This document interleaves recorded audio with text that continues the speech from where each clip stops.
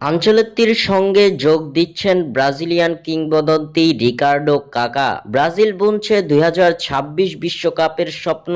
দর্শক, রিকার্ডো কাকাকে কি আপনারা ব্রাজিলের সহকারী কোচ হিসেবে দেখতে চান? তা আমাদের কমেন্ট করে জানিয়ে দিন। ব্রাজিলের কোচ হিসেবে দায়িত্ব নেওয়ার জন্য ইতিমধ্যে চুক্তিবদ্ধ হয়েছেন Italian mastermind coach Carlo Ancelotti.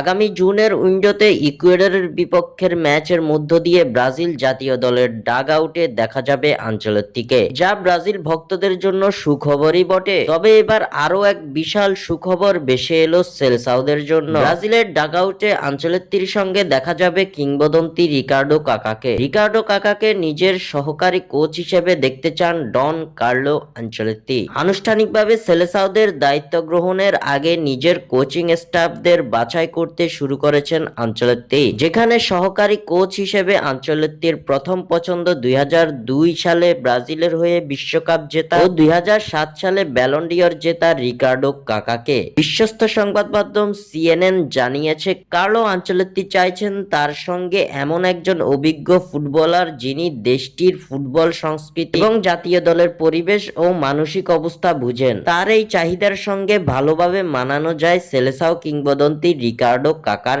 নামটি। রিকার্ডো কাকার মতো একজন অভিজ্ঞতা সম্পন্ন সাবেক খেলোয়াড় ব্রাজিল দলে এনে দিতে পারে অতীত ও বর্তমানের সেতুবন্ধন। এদিকে নিজের সোনালী ক্যারিয়ারে রিকার্ডো কাকা খেলেছিলেন ডন আনচেলত্তির অধীনে।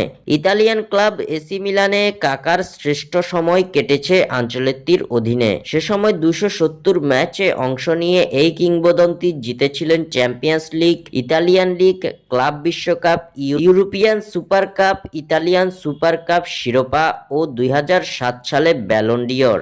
2013 সালে রিয়াল মাদ্রিদের জার্সিতে আবারও আনচেলত্তির অধীনে খেলেছিলেন কাকা। এবার আবারও দেখা যাবে কাকা ও আনচেলত্তি জুটি, তবে এবার কোচ হিসেবে। স্বাক্ষর থেকে সাদবিন ইসলাম।